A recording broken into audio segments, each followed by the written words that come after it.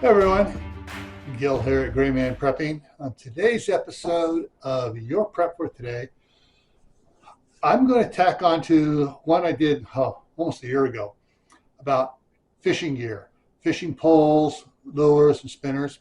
But the one thing I want to talk about now is something I don't think I talked about back then, and that's a fish fillet knife.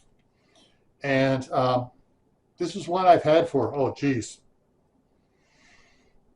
40 years now. This is made by Gerber, and you don't have to get one made by Gerber, but I'll tell you why I like this one so much. All right, so nice curved blade on it there, but the handle, this is a foam handle so that if it gets wet and you get fish gut on it and it gets, if it's a wooden handle, you get slimy and slippery and you can lose control of it.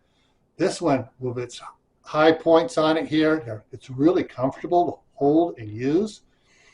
And it has a little bit of, some people put their thumb up on the back of the blade. If you notice, this one here has a slight, it's not serration, it's just notch there, so you get a good grip on it there.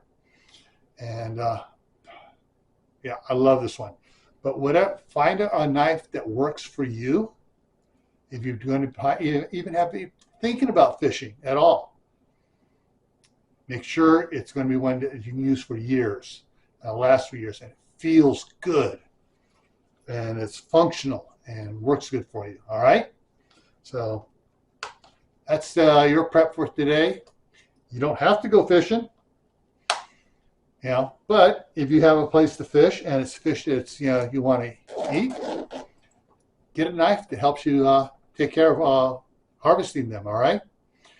And I'm going to put a link up here to my other channel, Camp Patton Family Compound. I'm going to put a link up here to the Prepping for Beginners up here and Prepping in Private down here playlists. I'm going to put a link down here to a video about sharing prepping with people that don't prep but know you prep.